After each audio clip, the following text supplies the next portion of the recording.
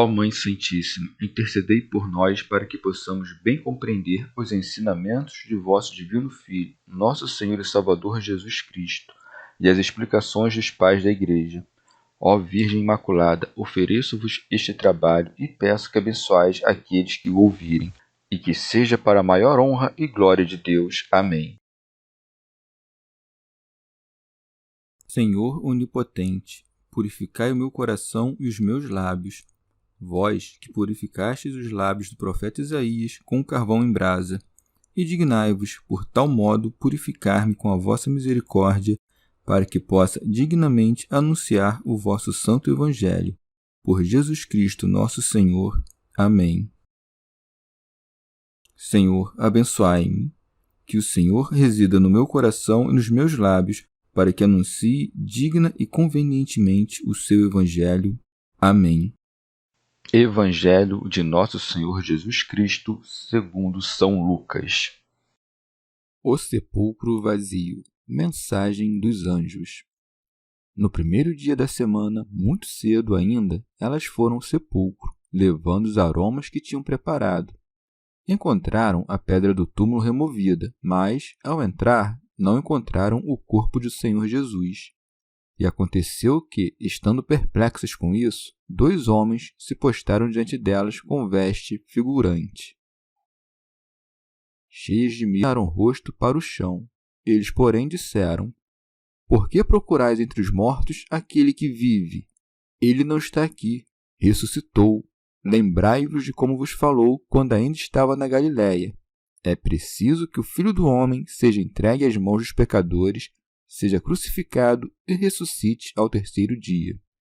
E elas se lembraram de suas palavras.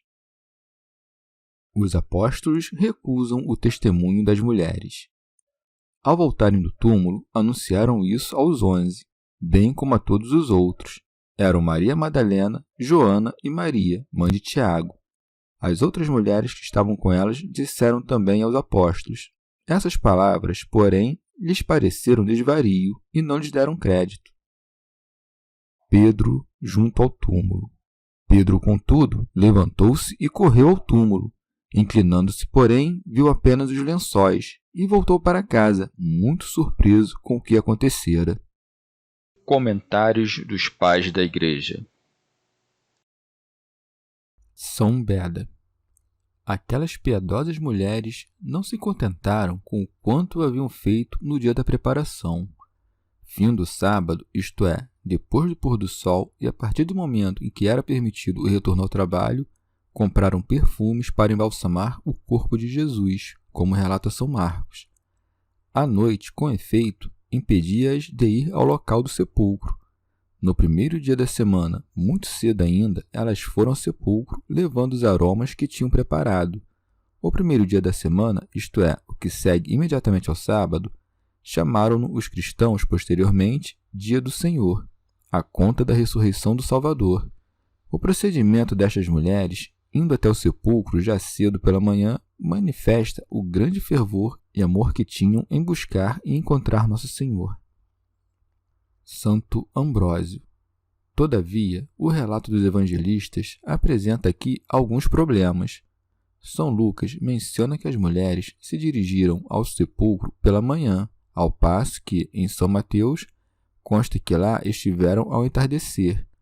Essa divergência desaparece, admitimos que diferentes mulheres foram até o local em diferentes momentos do dia, lá testemunhando acontecimentos distintos. Quanto ao que escreveu São Mateus, a saber, passado sábado ao amanhecer, o primeiro dia da semana, o Senhor ressuscitou, entenda-se que o Salvador não ressuscitou nem na manhã do domingo, que é o primeiro dia depois do sábado, nem no próprio sábado, porque nessa última hipótese não teriam decorrido ainda os 3 dias desde a crucificação, nem sequer no entardecer, mas somente na noite do domingo que se deu a ressurreição. Ademais, a versão grega do texto considera a palavra sero, que significa tarde. Ora, esse termo refere-se ao declínio do dia, mas também a tudo que se dá com o tardar, quando, por exemplo, se diz: tarde me ajudaste. O texto, portanto, quer dizer que ia a noite profunda, o que permitiu às mulheres acercarem-se do sepulcro enquanto os guardas dormiam.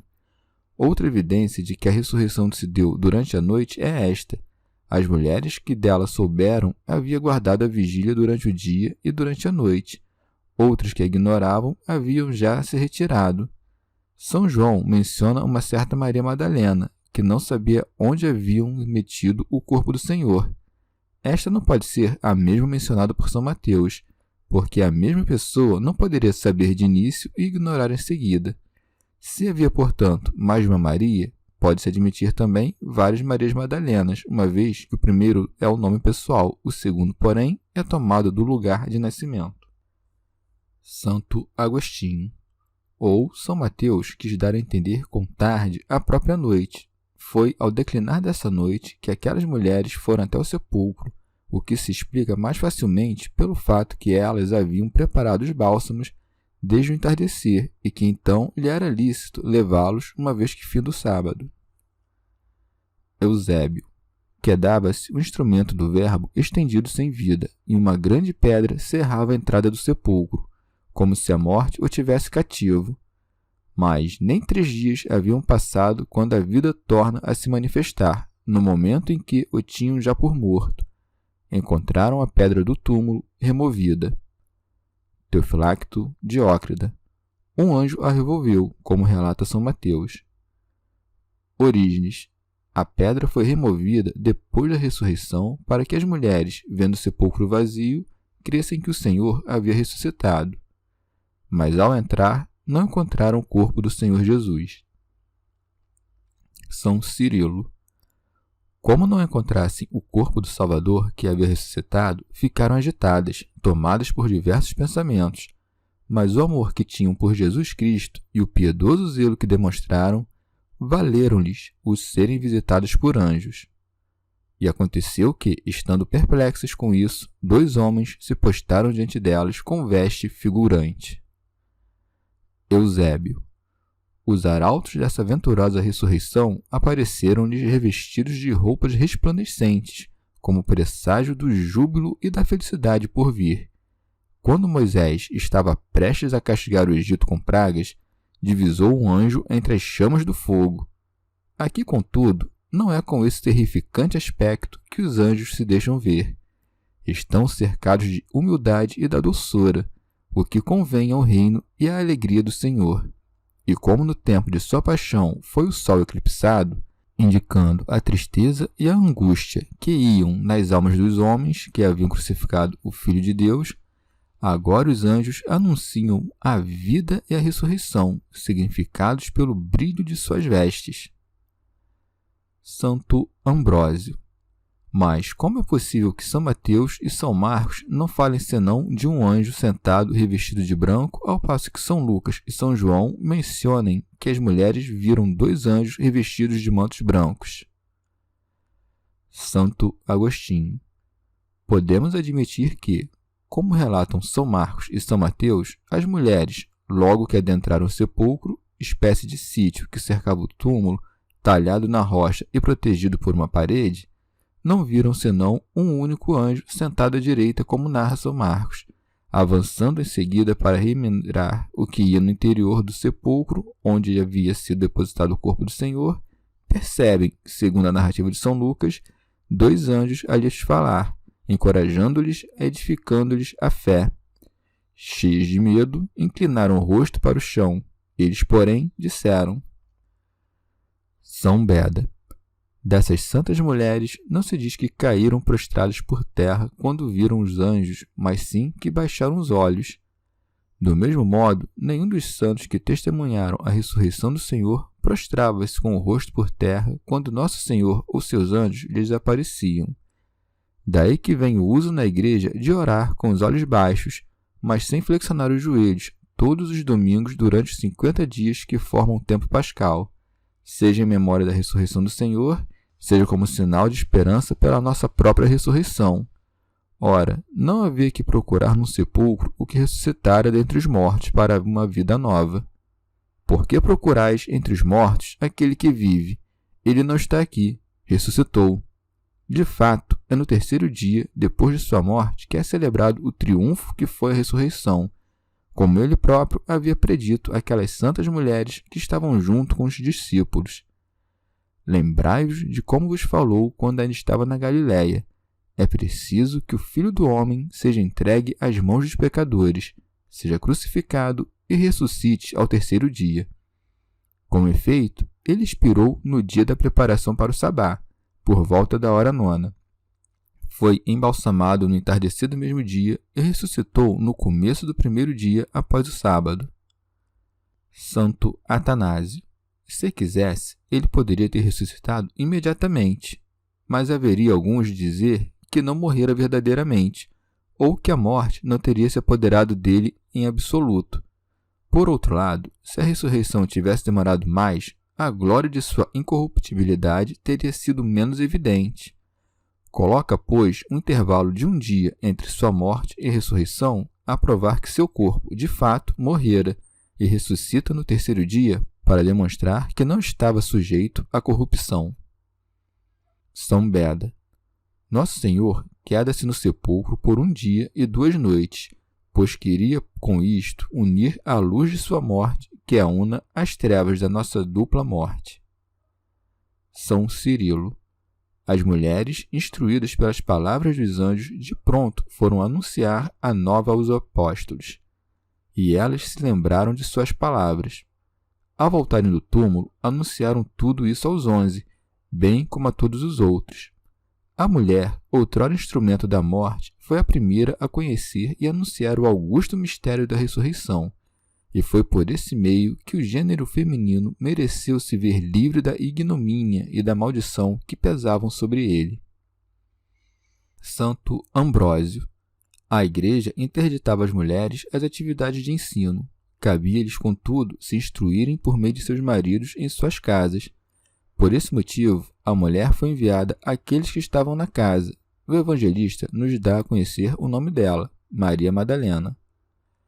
São Beda. A irmã de Lázaro, Joana, mulher de Cusa, empregado de Herodes. Maria, mãe de Tiago, isto é, do menor, e de José. Quanto às outras, São Lucas as designa desta maneira, e as outras que estavam com elas, para que as mulheres não carregassem para sempre a culpa de terem servido de instrumento do pecado, tornam-se aí canal da graça para os homens. Teofilacto Diócrida.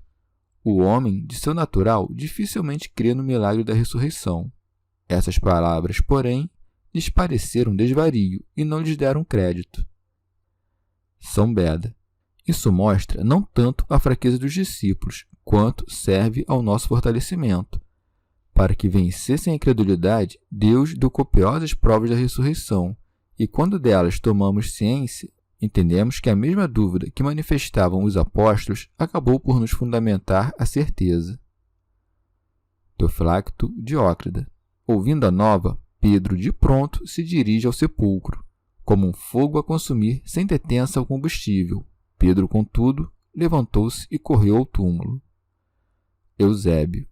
Foi ele o único a crer no que diziam as mulheres, e como amasse mais do que todos, mais desejava ver seu Senhor, buscando-o em toda parte. Inclinando-se, porém, viu apenas os lençóis. Teofilacto Diócrida. Como chegasse ao sepulcro, admirou-se de ver confirmado tudo aquilo de que, pouco antes, escarneciam dele e os demais apóstolos.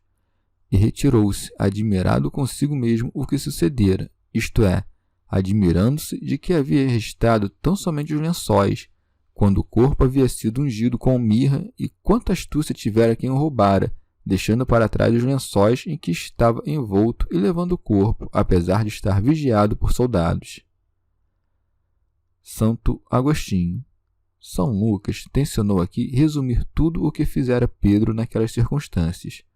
Com efeito, Pedro correu ao sepulcro ao mesmo passo que João. Nem bem as mulheres e Maria Madalena haviam-lhes falado da aparição dos anjos e de que o corpo havia sido levado. São Lucas não menciona aqui senão Pedro, porque foi a este que Maria Madalena anunciara o que ela tinha presenciado. É para notar que Pedro não entrou de fato no sepulcro, mas vendo os lençóis pelo chão, foi-se admirado, ao passo que São João relata que ele próprio, tendo visto os lençóis, entrou lá depois de Pedro. Mas devemos entender neste sentido, Primeiro viu São Pedro, inclinando-se sobre o sepulcro, os lençóis pelo chão, coisa que relata São Lucas, mas não São João, e que então entrou, seguido por João. São Beda. Em sentido místico, essas mulheres que vão até o sepulcro nos ensinam, pelo exemplo, que devemos nos pôr a dissipar as trevas de nossos pecados antes de nos aproximar do corpo de Jesus Cristo. Com efeito, o sepulcro era a figura do altar do Senhor, onde os mistérios do corpo de Jesus Cristo foram consagrados, não com seda ou púrpura, mas com linho, figurado pelo sudário com o qual José de Arimateia o envolvera. E assim, como ele ofereceu à morte tudo o que tinha de natureza terrestre, por testemunho e gratidão devemos estender sobre o altar o linho branco e puro, produzido pela terra depois de ter sido preparada por certos trabalhos que simbolizam os diversos tipos de mortificação. Os aromas que levaram as mulheres significavam o odor das virtudes e o perfume suave das preces, com as quais devemos nos acercar do altar. O retirar da pedra do sepulcro é emblema da revelação dos mistérios, que jaziam ocultos sob o véu da letra da lei, escritas em tábuas de pedra. Removida esta, não mais se encontra no sepulcro o corpo de Jesus Cristo, aí posto depois de sua morte, mas se anuncia que ele vive. E se houve um tempo em que conhecemos Cristo segundo a carne, agora já o não conhecemos deste modo. E assim, como os anjos achavam-se em torno do corpo de Nosso Senhor, assim devemos crer que os anjos envolvem o corpo do Senhor no momento da consagração dos divinos mistérios. A exemplo dessas devotas mulheres, nós mesmos, cada vez que nos aproximarmos deste santo mistério, e tanto por respeito aos anjos presentes, quanto por veneração pela santa oblação, baixamos os olhos, com profundo sentimento de humildade, a nos lembrar que não somos senão pó e cinzas. Chegamos ao fim de mais um dia de comentários da Catena Áurea. Muito obrigado por ficarem até aqui, que Nossa Senhora derrame suas graças sobre nós e até amanhã.